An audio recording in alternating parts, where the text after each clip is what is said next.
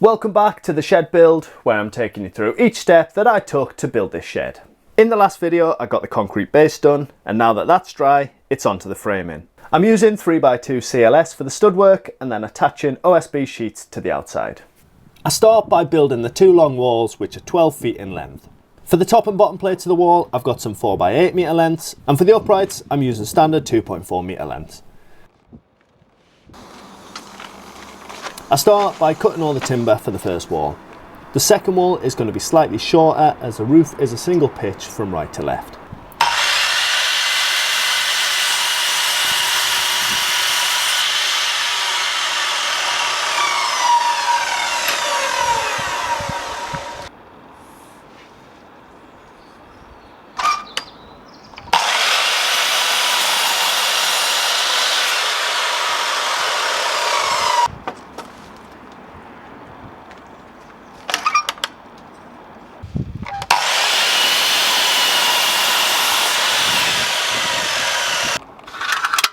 Once they're all cut, I got out my new framing nailer to start the assembly, and I used 90mm nails to assemble the walls.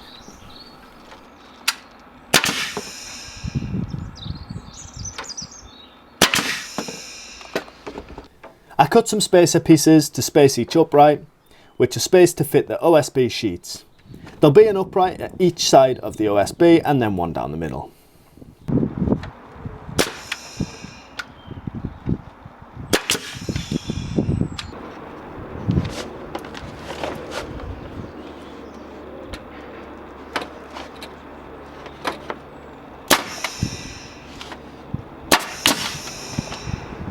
I put in the spacer, nailed the upright, removed this, and then I repeated until the first wall was complete. Then it was just a case of doing that over again for the shorter walls and then each end wall. The door will go in the front of the shed, so the uprights are spaced to fit the door frame.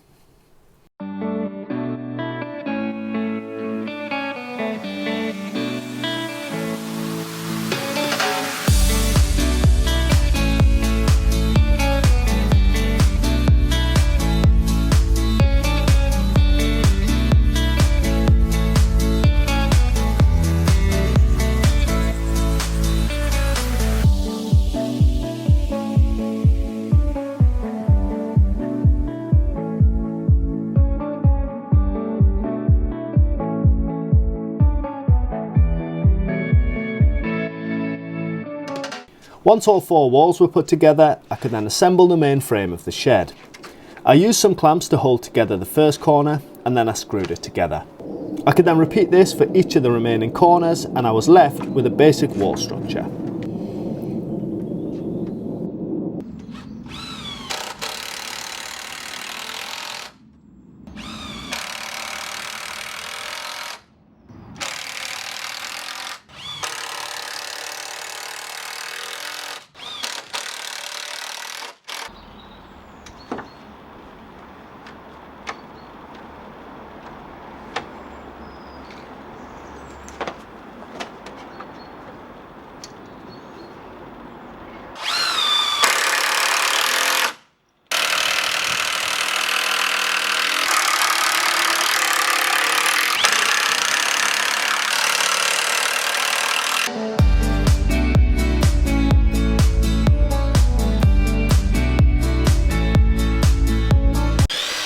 It was at this point that I decided to remove the forms from the concrete.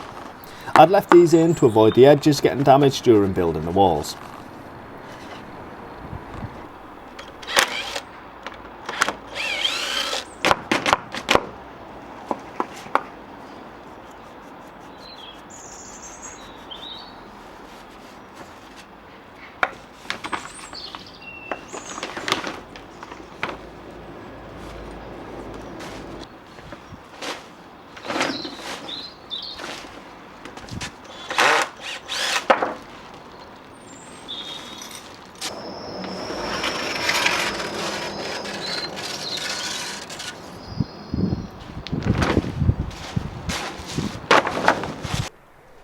I used my SDS drill to drill through the bottom plate and the concrete to fix the frame down using hammer fixings. I kept these nearer the inside of the CLS to keep the holes as far away from the edge of the concrete as I could. This wasn't at full strength yet, so it would be potentially prone to cracking.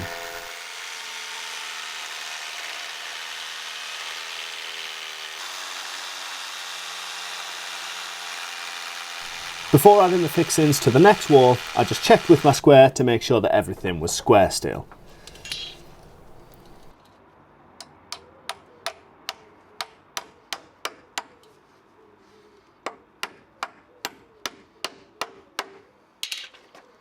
I'm keeping this build as simple as I can, so the roof is just made up of some rafters which get attached onto the top plate of the walls.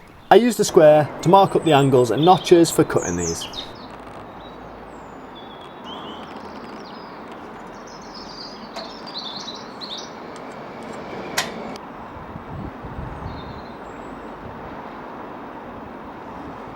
I cut the angles on the miter saw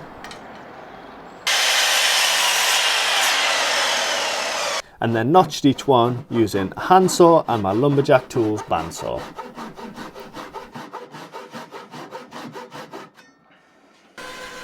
If you want a discount on any of the lumberjack tools, make sure you use the code RENODAN for 5% off at checkout. I love these tools and their range is growing even more this year, so check out their website if you want some really decent well-priced tools. Once I'd cut the first board, I just transferred the shape onto the next board until I'd cut them all out.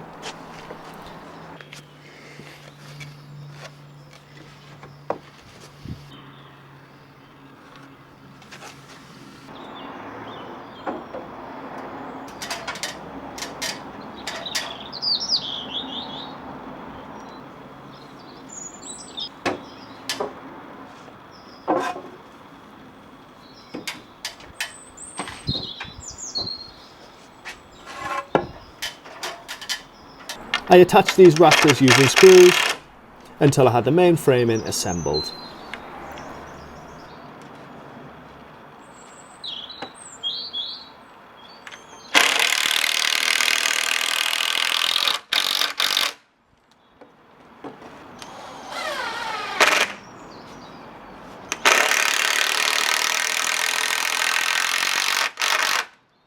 I'm going to be adding some supports to each wall as well as noggins.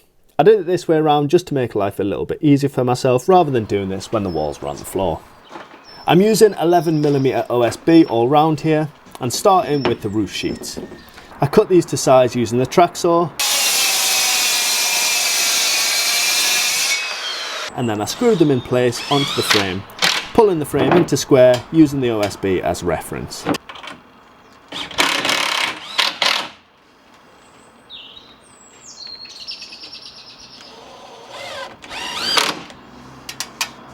You can see how flimsy the structure is currently. Adding those OSB sheets will make this much more rigid and strong.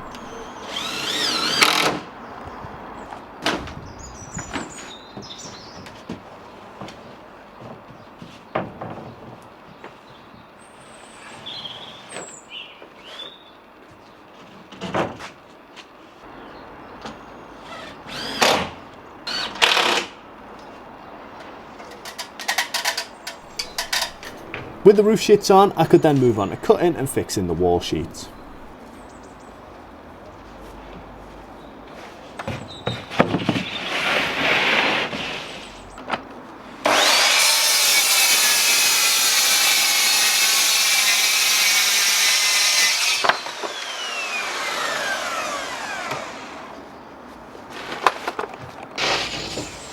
The wall sheets are going to be attached flush with the bottom of the CLS frame, and then when I add the steel box profile cladding, this will then go further down over the edge of the concrete slab.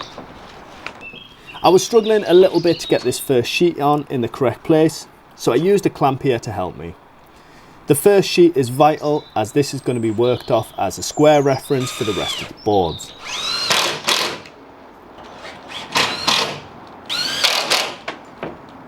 The longer wall length is exactly 3 sheets of upright OSB, or 1 upright and 2 stacked horizontally.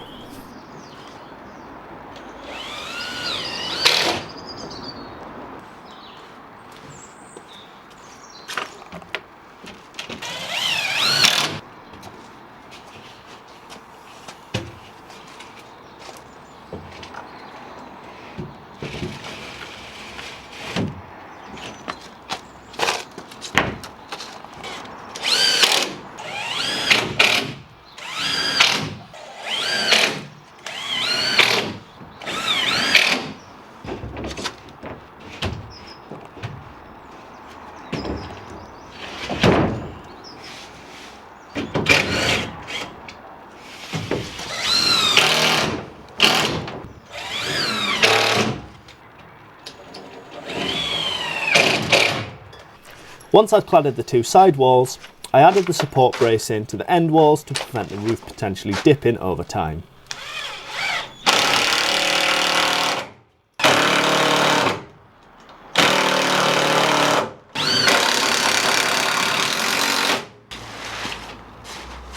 I added the OSB to the back wall, and I left these long as I plan to use my router to flush trim these to size later.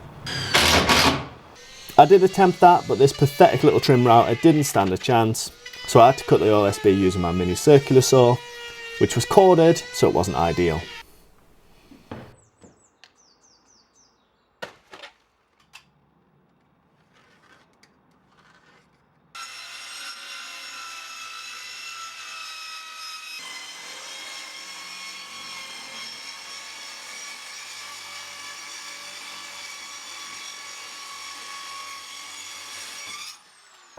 The front wall was going to be done oversized and then flush trimmed, but I ended up screwing each board in place with a couple of screws, then marking up the cuts and doing them on the track saw.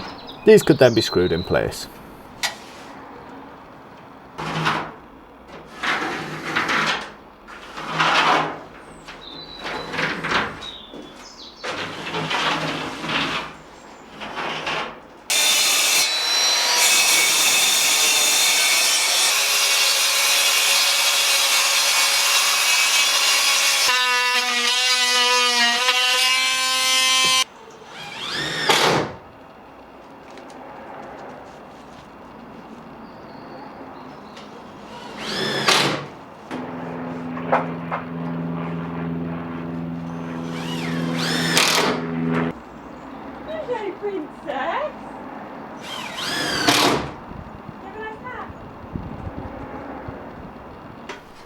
With all of the OSB in place, I went round and added a load of noggins using CLS.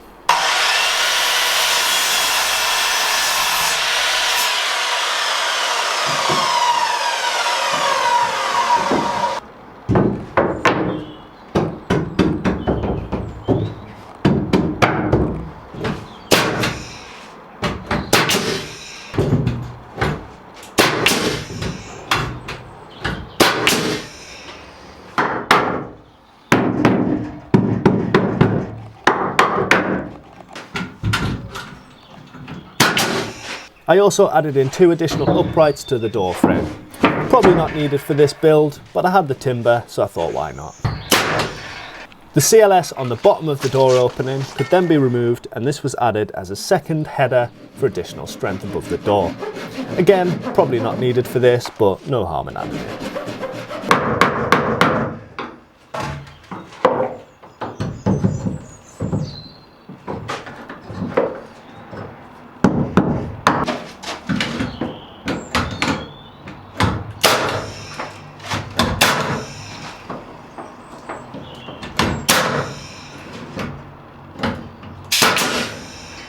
It was at this point that I cut the still oversized damp-proof plastic, and I decided to take this up the wall and tape it in place to prevent any moisture making its way up the walls.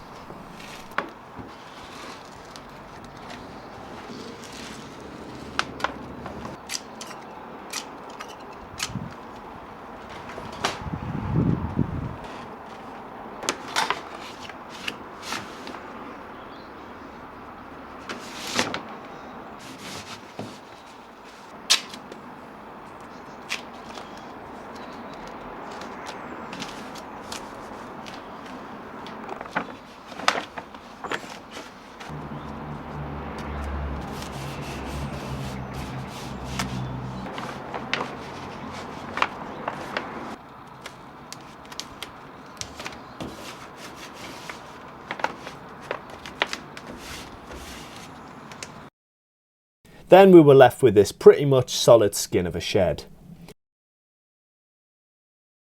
The final thing I did was to go around and paint each join and edge of OSB with some damp-proof paint. I'm not adding a vapour barrier or a wrap to the shed, and OSB is actually quite tough against water on the faces, but the edges are prone to swelling if in contact with moisture. To prevent any issues, I add the damp-proof paint.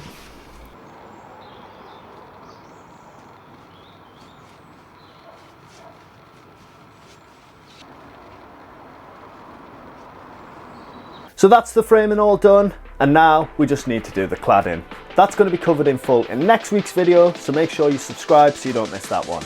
As always, thank you for watching, and I'll see you in the next one.